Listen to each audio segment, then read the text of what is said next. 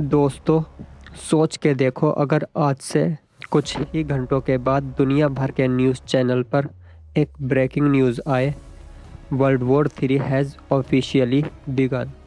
क्या होगा? क्या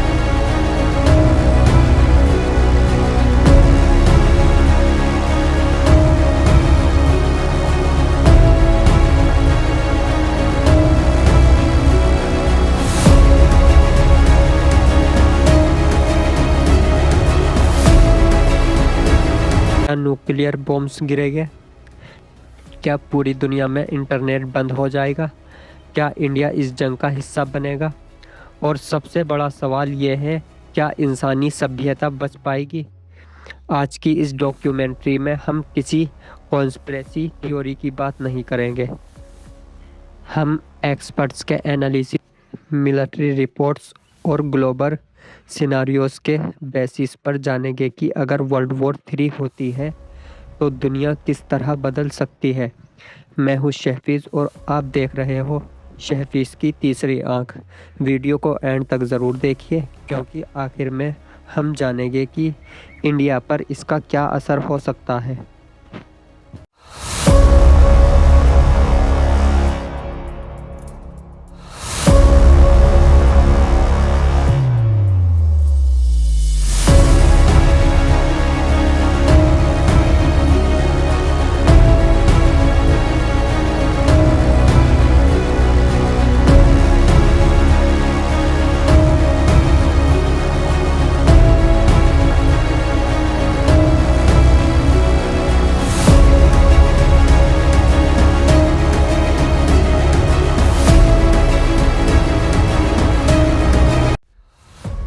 वर्ल्ड वॉर 3 की शुरुआत कैसे हो सकती है?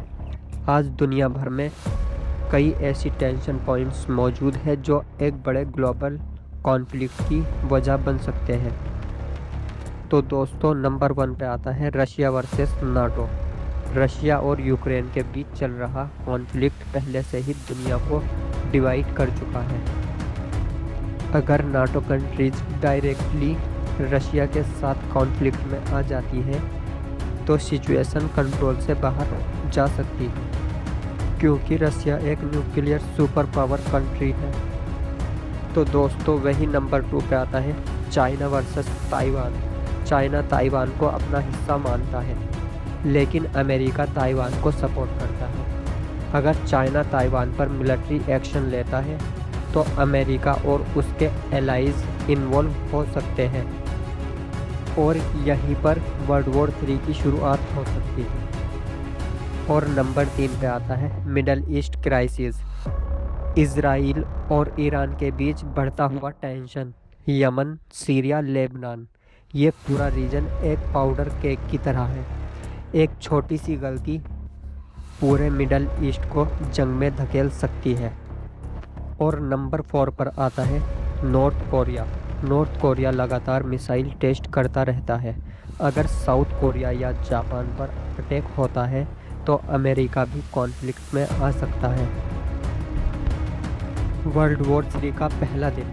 सोचिए, सुबह आप उठे हैं, फ़ोन खोलो, हर जगह breaking news, stock market crash, flight cancel, governments emergency meeting बुला रही है। सबसे पहले क्या होगा? Cyber attacks. आज की वॉर सिर्फ बैटलफील्ड पर नहीं लड़ी जाती। साइबर वॉरफेयर सबसे पहला हथियार बनेगा। Targets banking systems, electricity grids, communication networks, governments websites, military satellites.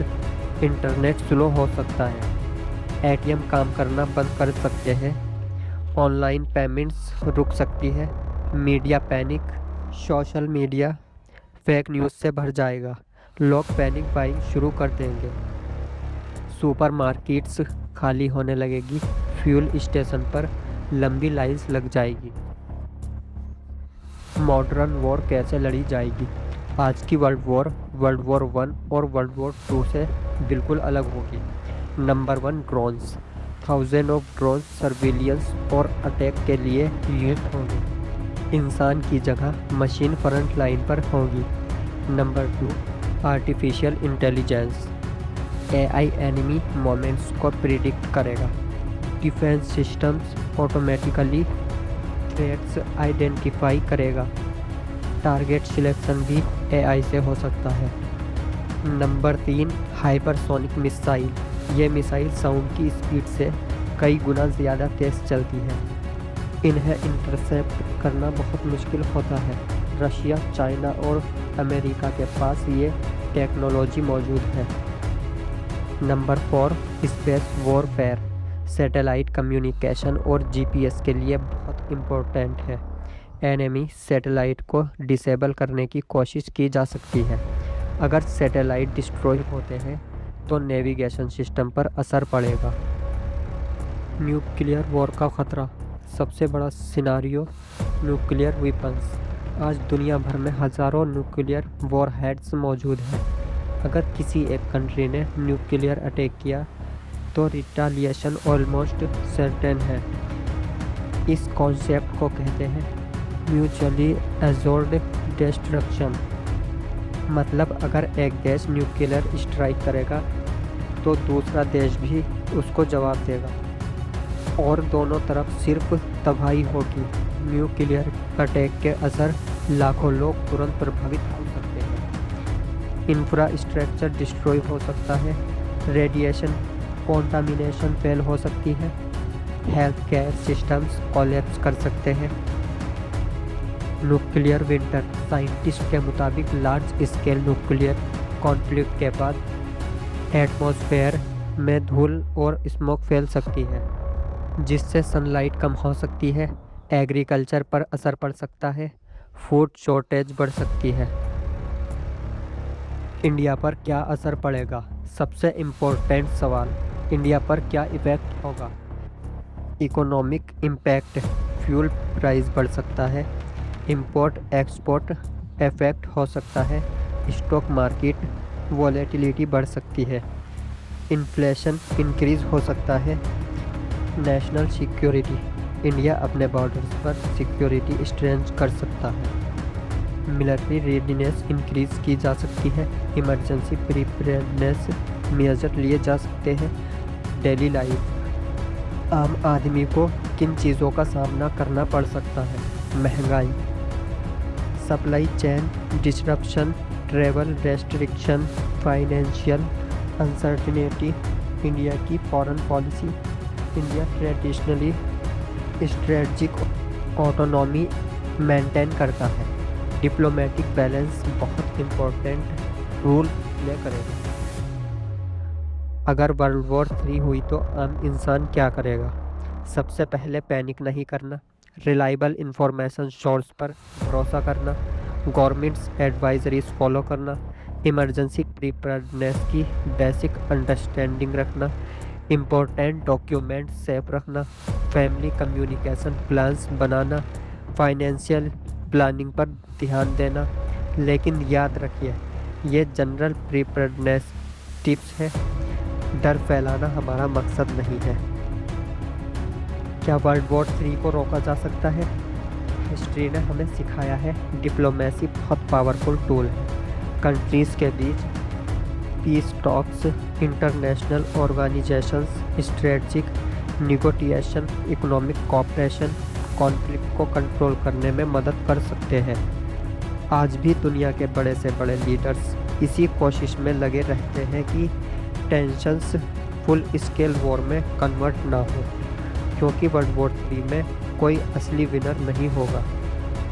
सब कुछ दांव पर लग सकता है। तो दोस्तों, अगर वर्ल्ड वॉर 3 होती है तो ये सिर्फ सोल्जर्स की जंग नहीं होगी, ये टेक्नोलॉजी, इकोनॉमी, साइबर स्पेस और डिप्लोमेसी की भी जंग होगी। लेकिन उम्मीद यही है कि दुनिया इतिहास की गलतियों से सीखेगी और इंसानियत एक और विश्व युद्ध से बच पाएगी। आपका क्या मानना है? क्या वर्ल्ड वॉर 3 का खतरा सच में बढ़ रहा है या डिप्लोमेसी इसे रोक लेगी? अपनी राय कमेंट में ज़रूर बताएं। अगर आपको ये डॉक्यूमेंट्री पसंद आई हो तो वीडियो को लाइक करें, चैनल शहफीज़ की तीसरी आंख को सब्सक्राइब करें और बेल आइकन ज़रूर दबाएं। तो यारों, मिलता हूँ आपसे अगली रहस्यमयी और इन्फॉर्मेटिव वीडियो में। तब तक के लिए हकीकत को देखो तीसरी आंख से।